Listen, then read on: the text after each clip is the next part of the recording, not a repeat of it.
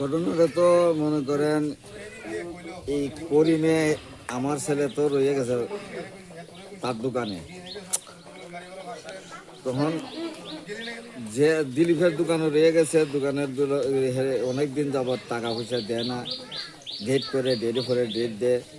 এই অধৈর্য হয়েছে, রোগের কথা কইছে, ঘরের মাঝে 4-5 জন রুগী আছে, তারপরেও টাকা দেয় না। এরপরে লাস্টের দিন সে খবর দিয়ে নিছে, আমার ছেলেরে খবর দিছে, ছেলে যায় না, তো আমার শরীর অসুস্থ।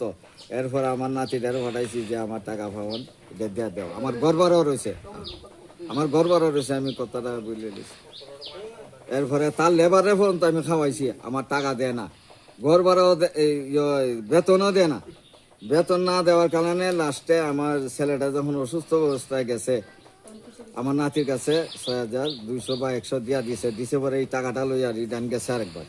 যাওয়ার পরে সে টাকাটা তারপর দিয়া লইয়া তারে কইতেছে টাকা দিতাম না, এই সেই তুই কিতা করবি।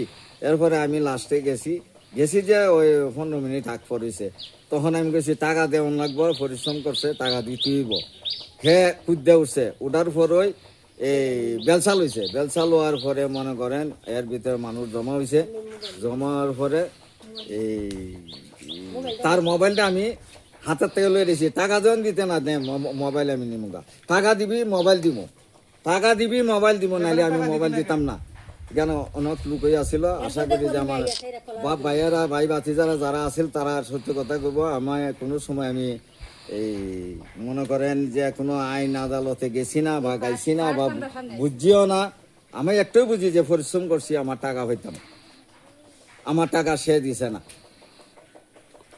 এরপরে আমার ওয়াইফে করিমে আইয়া সেটা আইনের লোক হইয়া সেটা আমার ওয়াইফের যে ধাক্কা মারছে।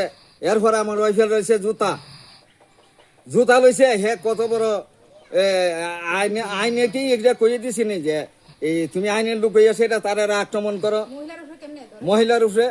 এরপরে আমরা দুর্বল মানুষ দেখে আমরা কিছু গেছি না বা আইনে গেছি না বা কিছু করছি না। আমরা আর্থিক ব্যবস্থা দেখে দুর্বল দেখে আমরা উচিত পয়সা পাওয়ান, আমরা এই জন্য আমরা পয়সা চাইছি।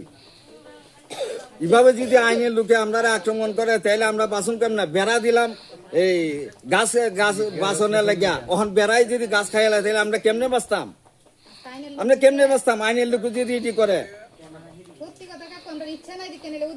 আমার কোনো শিক্ষা নাই, অভিজ্ঞতা নাই, কেস গাইছি না, না হইলে আমি ঠিকই কেস গাইতাম আসলাম, কেসটা গাইছি না গেলে যে সত্য হতে আসি এই কারণে আমি জামালাত গেছি না।